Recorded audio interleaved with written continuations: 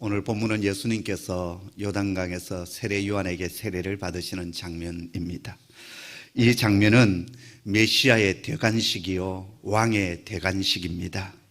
17절을 보시면 성자 예수님께서 세례를 받으시고 이제 물에서 일어나실 때 하늘이 열립니다. 그리고 성령이 비둘기같이 우리 주님 위에 임하게 되지요. 그리고 하늘 보좌에 앉으신 성부 하나님께서 이 성자의 대관식에 공식적인 메시지를 선포하십니다. 이는 내 사랑하는 아들이요 내 기뻐하는 자라.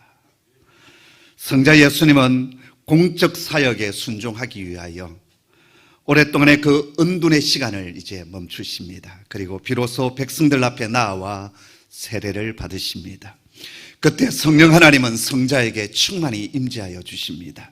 그리고 성부 하나님은 하늘문을 여시고 당신의 아들이 메시아가 되심을, 메시아이심을 공식적으로 선포하십니다. 자, 그런데요, 여기서 우리가 던지게 되는 질문 하나가 있습니다. 왜 그리스도이신 예수님이 세례 요한에게 세례를 받으셔야 했는가입니다.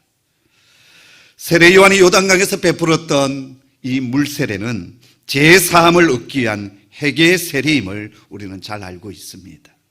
그리고 그 대상이 누굽니까? 바로 죄인들입니다. 그런데 예수님은 사람으로 오셨지만 죄가 없으신 분이십니다. 그분은 하나님이시고 죄 없으신 몸으로 이 땅에 오셨습니다. 만왕의 왕으로 오신 우리 주님, 죄 없으신 예수님께서 왜 회개를 위한 세례를 받으셔야만 했을까요? 여러분, 그렇지 않습니까? 세례 요한의 말대로 세례는 누가 누구에게 베풀어야 합니까? 예수님께서 요한에게 세례를 베푸는 것이 마땅합니다. 근데 예수님은 거꾸로 당신 스스로 회개를 위한 세례의 자리로 나오십니다. 그리고 요한의 만류에도 불구하고 세례를 받으셨습니다. 그 이유가 무엇일까요? 우리는 예수님의 말씀 속에서 그 답을 찾을 수가 있습니다. 15절의 말씀인데 우리 한번 같이 읽도록 하겠습니다. 함께 읽죠. 예수께서 대답하여 이르시되 이제 허락하라.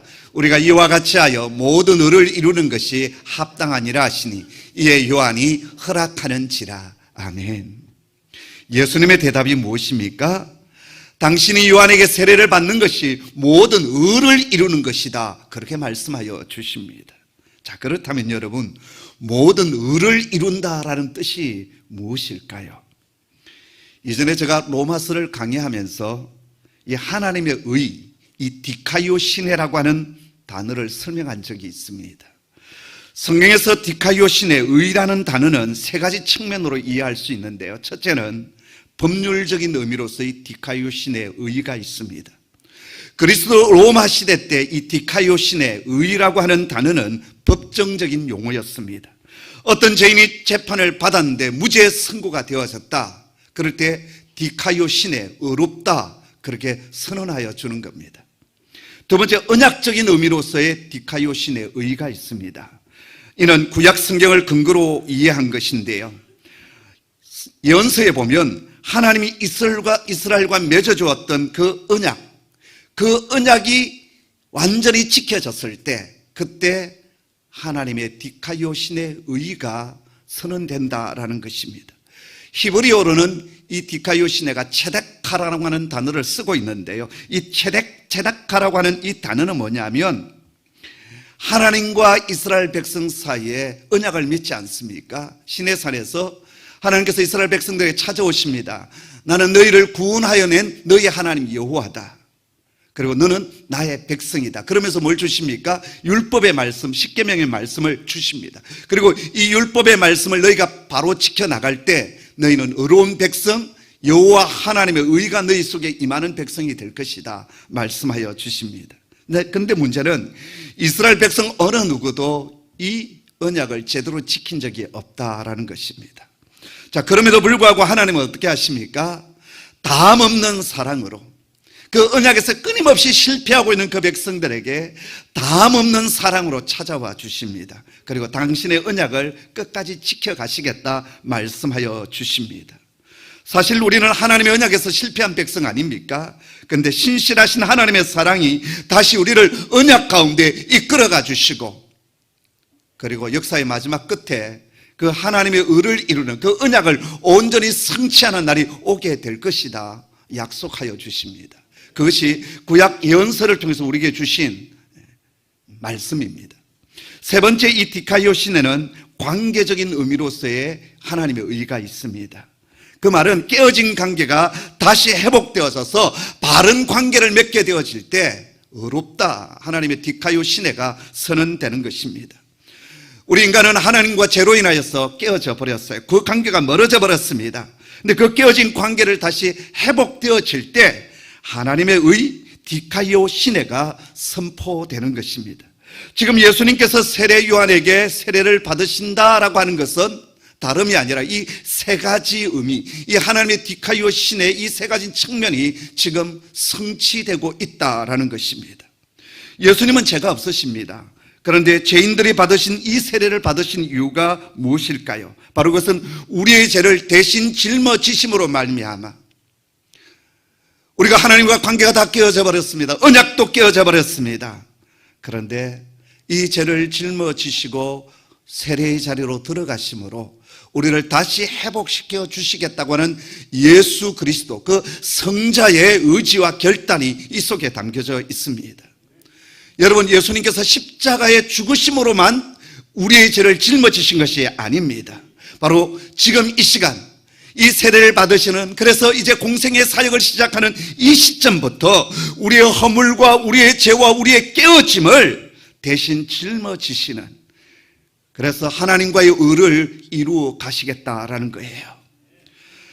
하나님과 맺은 언약을 제대로 지키지 못해서 그 관계가 완전히 깨어진 우리를 다시 하나님 아버지와 아들의 그 회복 관계로 만들기 위하여 지금 주님은 죄인들이 받으시는 이 회개의 세례를 받으십니다. 그분은 죄가 없으시지만 죄인들이 들어가는 물세례의 자리로 스스로 들어가심으로 저와 여러분의 죄를 대신 짊어지십니다.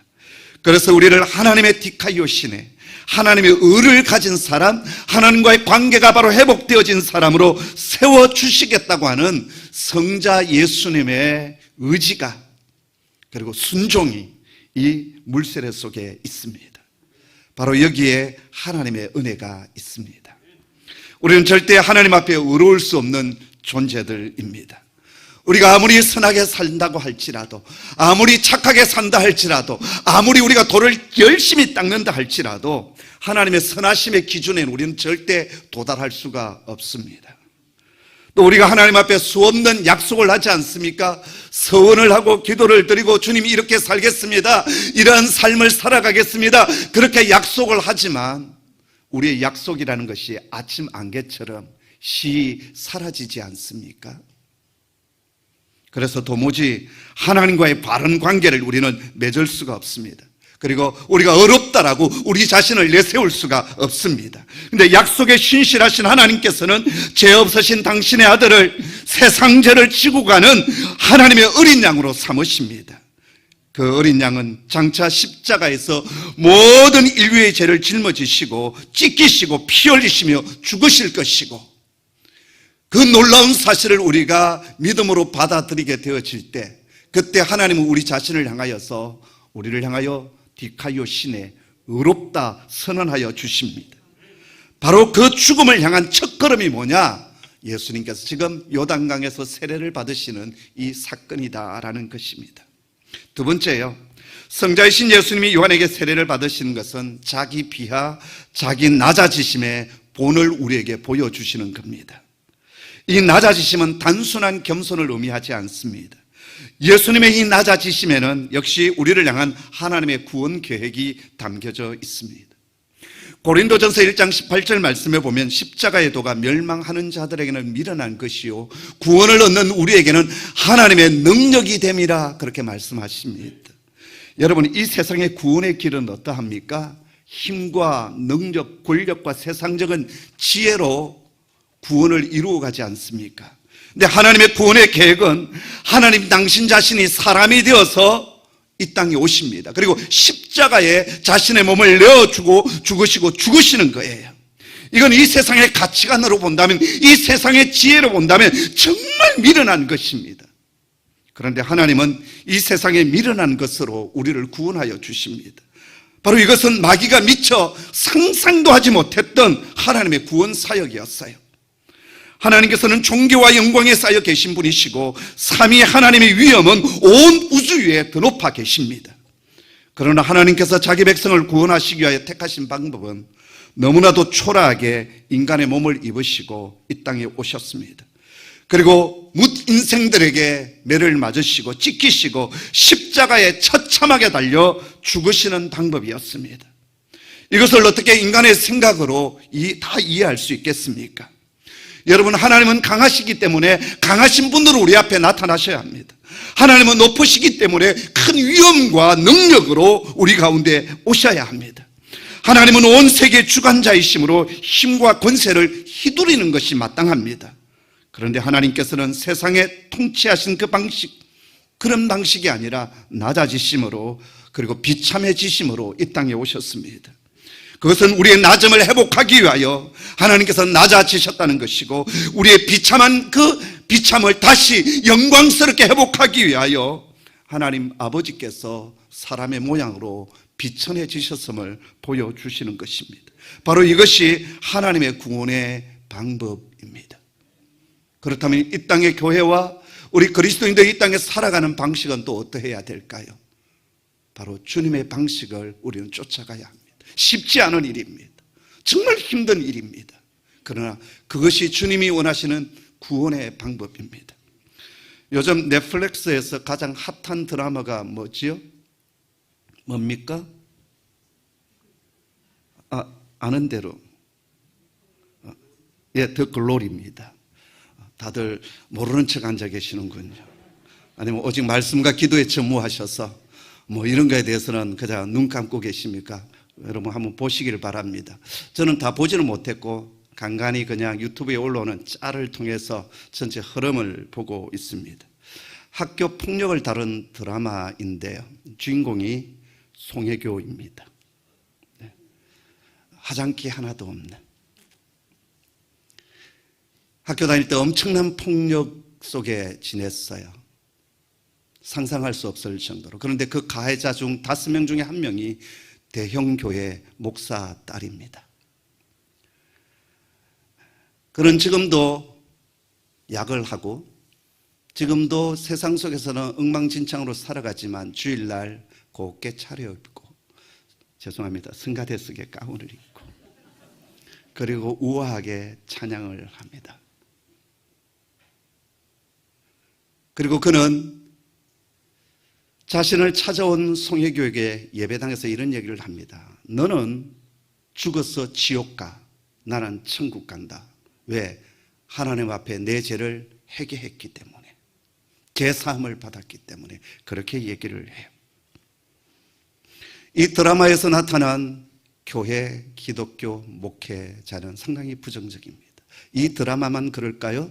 얼마 전 하정우, 황정민이 주연으로 나온 수리남이라고 하는 영화인가요? 드라마가 있습니다.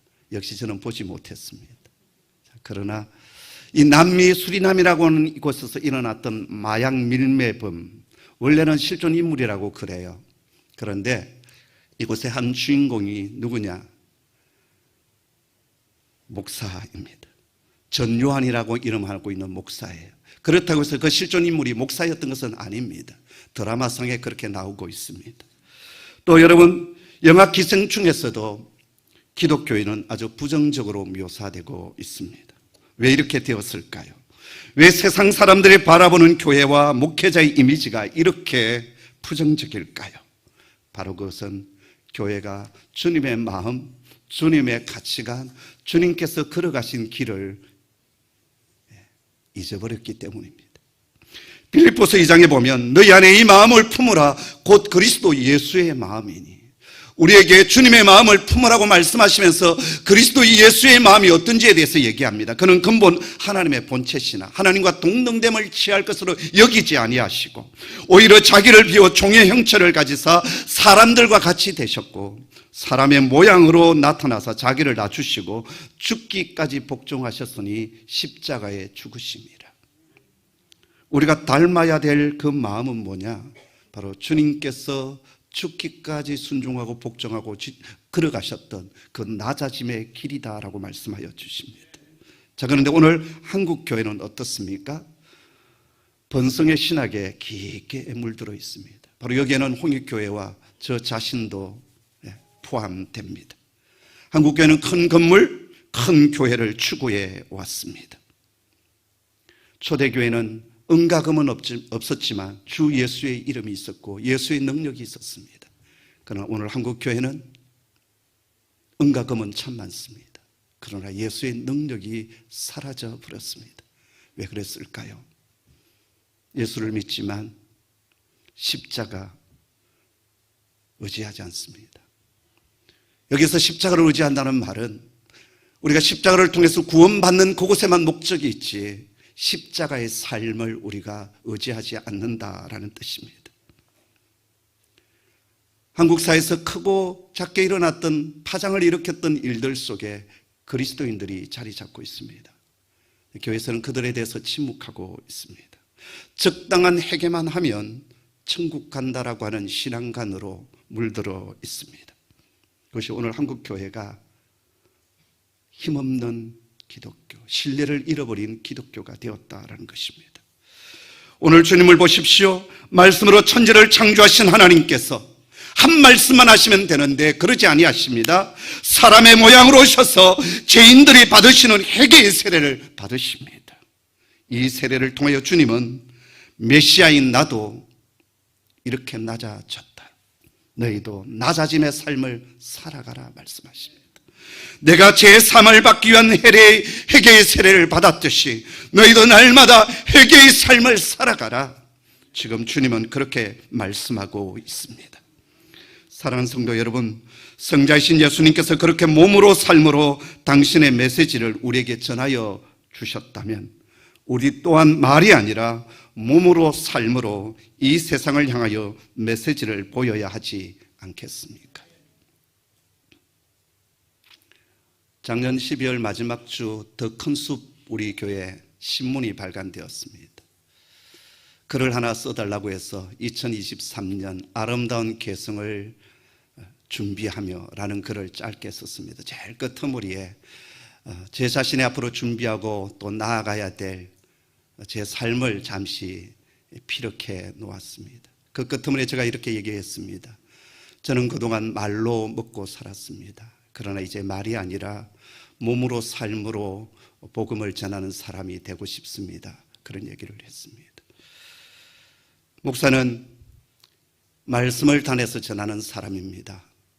그리고 또 그 말씀대로 살아가야 될 책임이 있는 사람이기에 지난 28년 저에게는 참 힘들고 어려웠습니다. 왜냐하면 전한 말씀대로 살아가지 못하는 그 안타까움이 제 속에 있었기 때문이었습니다. 이제 저는 한 3년 지나면 홍익교회 담임 목사직을 이제 내려놓고 그 무거운 짐을 벗게 될 것입니다. 저는 은퇴 이후의 삶은 말을 하기보다는 몸으로 섬기며 살고자 합니다. 이번 봄 학기 서울 장로회 신학대학교에 목회자를 위한 목공 과정이 있습니다.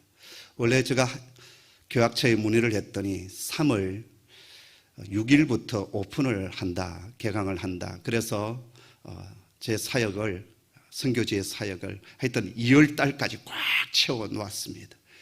그런데 입학 여러 가지 서류가 왔는데 보니까 2월 14일부터 오픈을 한대.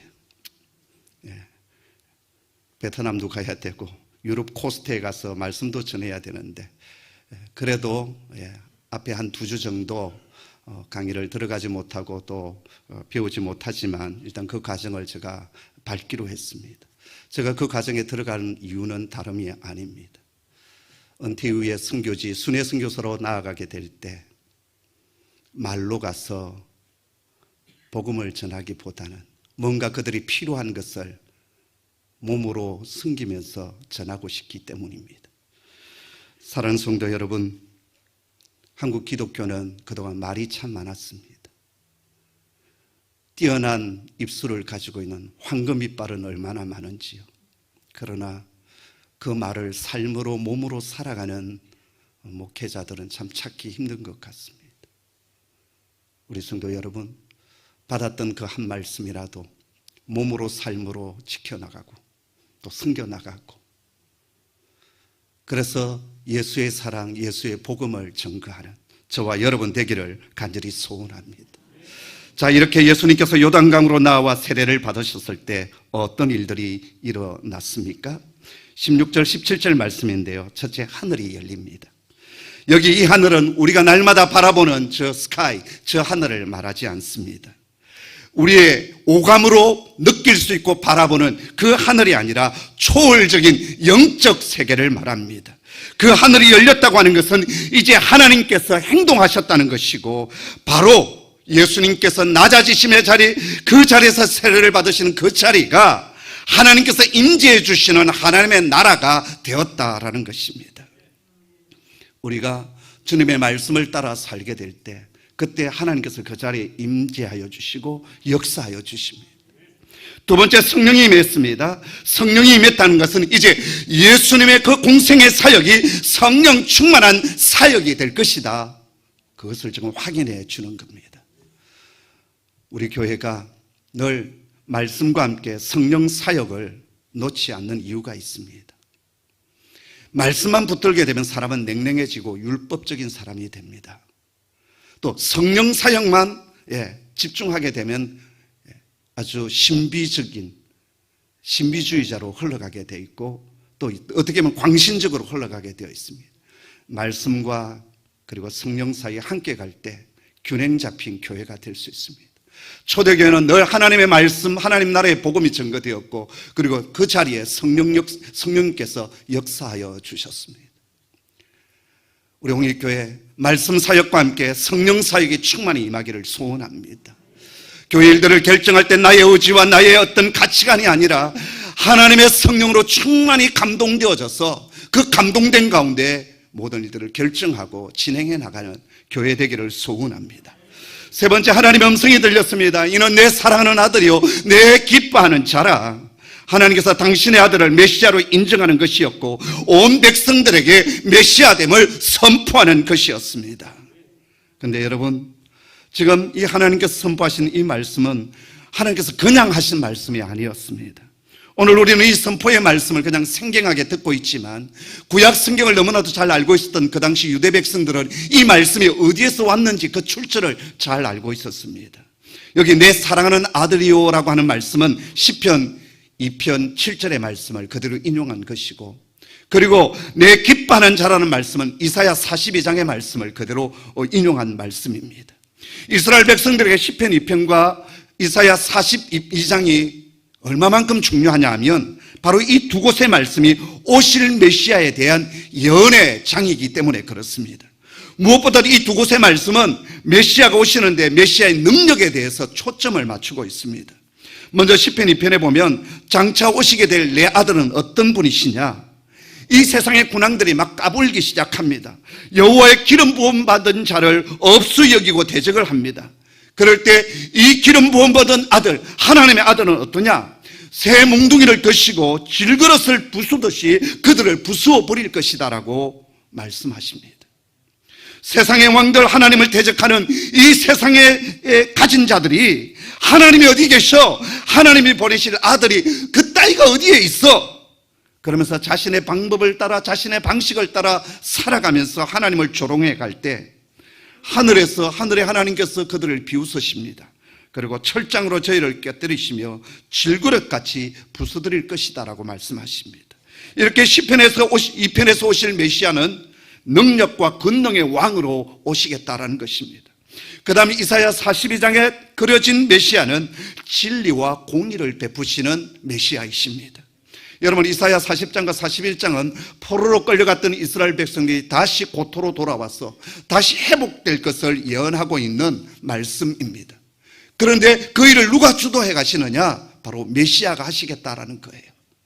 근데 여러분 42장에 와서 그 메시아에 대해서 구체적으로 예언의 말씀을 주고 있는데 그 말씀은 이미 역사 속에서 이루어졌던 그러한 사건을 말씀하시는 것이 아니라 역사 이후, 역사의 끝머리, 먼 미래에 이루어질, 먼 미래에 오실 그 메시아의 모습을 그대로 말씀하고 있습니다.